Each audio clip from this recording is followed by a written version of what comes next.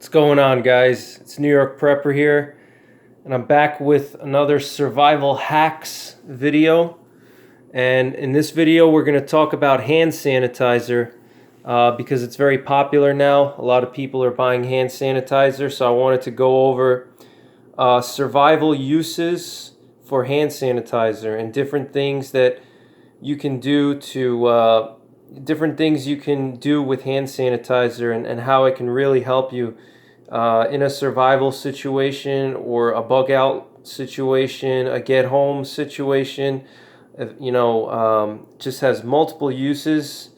So I'm going to go over some of the main uses of hand sanitizer for survival and why you want to keep one of these, or maybe two or three of these in your survival kit, whether it's your bug out bag, your get home bag, your hiking bag, your hunting pack, whatever survival kit you have. You definitely want to include at least one bottle, one of these small bottles here.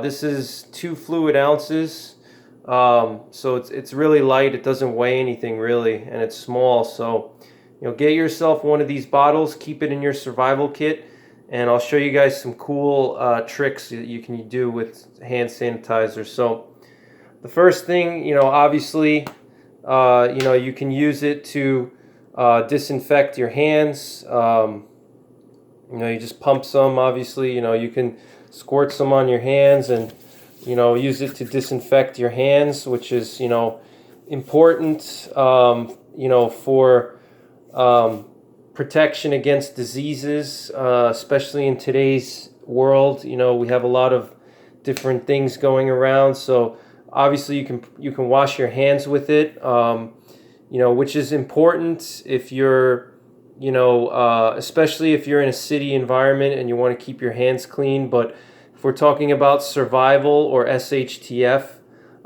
let's say you have to do a medical procedure on somebody, or you have to do a medical procedure on yourself. If you don't have any gloves, like sterilized gloves, then it's a good idea to sanitize your hands before you start doing any kind of medical procedures.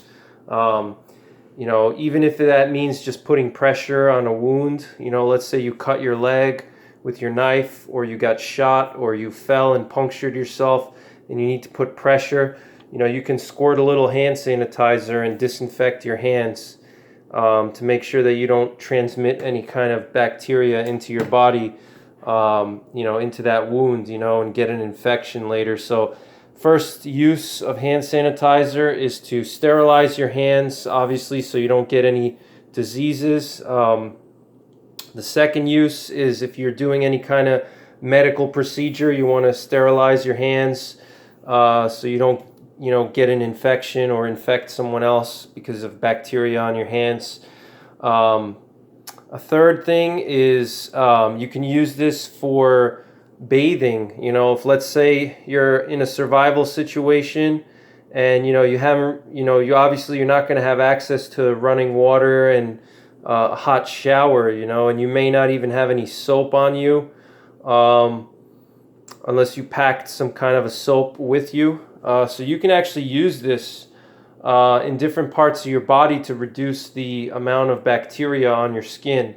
So, you could, let's say, pump a little bit on your hand and then rub your armpits, rub your groin, areas that are typical areas that, get dirty, the fastest, which are usually, your armpits and your groin, because there's not a lot of airflow and, there's a lot of, bacteria in those areas. So you can use this, obviously don't overdo it. You don't want to burn yourself, but you can use this also across your whole body. I mean, just as a way to keep good hygiene. If you haven't taken a shower in like 3 days and you're out in the woods and you're in a survival situation, you need to clean yourself. You need to, stay hygienic, because you can get infections, and you're going to also smell really bad too, which is not always a good thing. You can attract predators to yourself.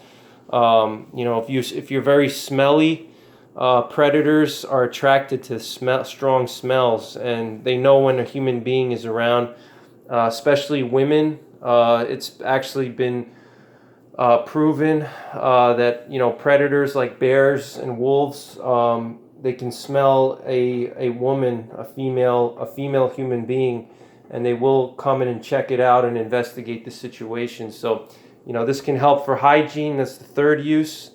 And then finally, I think one of the really underestimated uses is you can use this to actually start a fire if you have to, because remember, it's alcohol, and alcohol is flammable.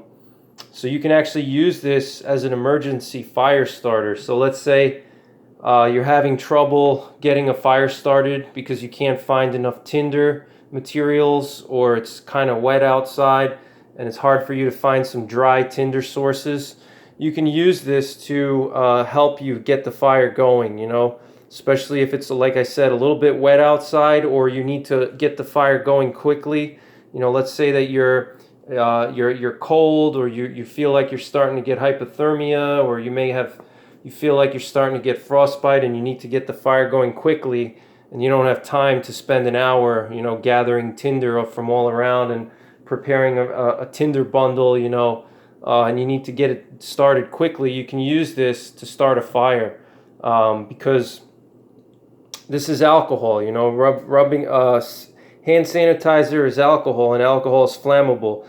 The most important thing is you want to make sure you check your expiration date on these if you keep them in your survival kit, and when you buy them.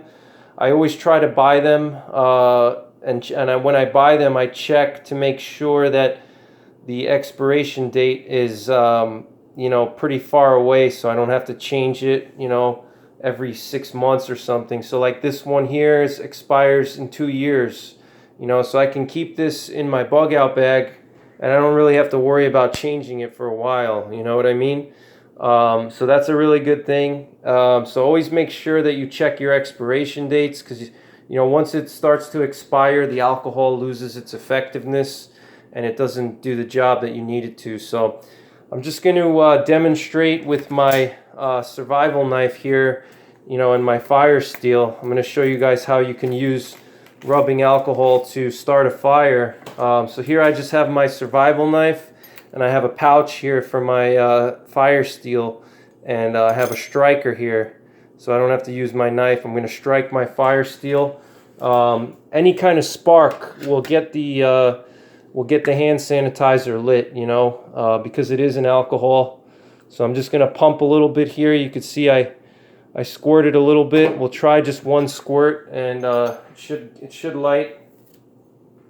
So stand by for my test here.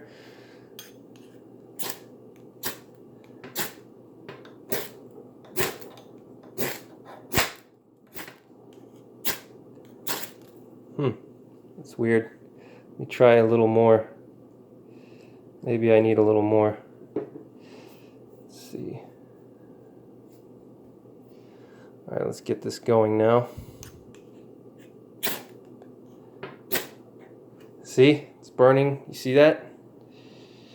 All right, so now this will burn for a little while, because that's a big pile of sanitizer. So, now if I wanted to, I could, this is a strong flame. You can feel the heat. My hand isn't even close, but this will burn quite a bit. And then now if I had, sticks or, some type of tinder materials, I can start putting them on this little flame here, and I can start building the fire up. But as you guys can see, it's still burning quite a bit, and it will burn. It will burn for a little while. So it's not going to burn like 5 minutes, but it will burn like a minute or two, depending on how much sanitizer you put in there. So you can see it's still burning. So I just wanted to show you guys that. So like I said, you can use it for disinfecting your hands. You can use it for preventing infections. You can use it for bathing and keeping hygiene. keeping your hands hygienic and your body hygienic, washing your armpits and different areas of your body. If you have to do medical procedures, you can disinfect your hands first.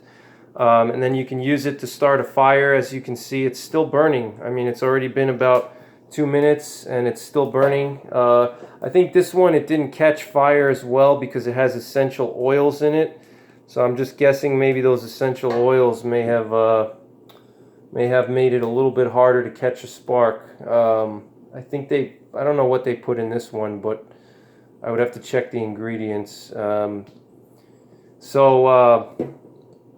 you can see, it's still burning. We're pushing almost 2 minutes now, and it's still burning.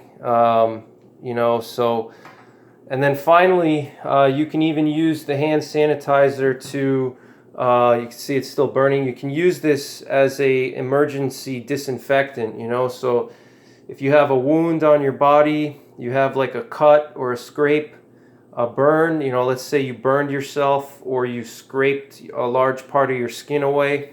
Let's say you fell down a hill and you scraped your arm on a rock or something like that. Looks like it's finally out now. So it burned about 2 minutes, and I used about 5 pumps, I think. So 5 pumps of the hand sanitizer. But, so if let's say you have a scrape or a burn,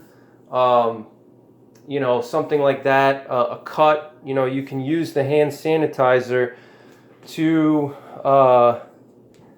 protect yourself from infection. You can rub it on the wounds and it will lower the level of bacteria and it'll prevent an infection, especially something like a scrape or a burn where it's on a large surface area and it's very easy for bacteria to collect on that.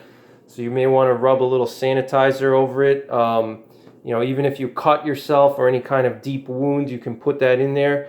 It's not recommended, but if you're in the woods, the last thing you want is an infection, especially if you have a deep cut, because once the bacteria gets into that cut, it can get into your bloodstream and then it can spread to your heart and you can die, or cause other kinds of complications, So you can use this as a topical antibiotic, basically. If you don't have any Neosporin or any kind of antibiotic with you, you can use this to disinfect wounds with. All right, so that's pretty much it, guys. I hope you enjoyed the video, and stay tuned, to my channel for more survival hacks and more survival and prepping videos. I hope you enjoyed it, and take care, God bless, and I'll see you guys soon. Don't forget the 3 Ps: prepare, practice, and persevere.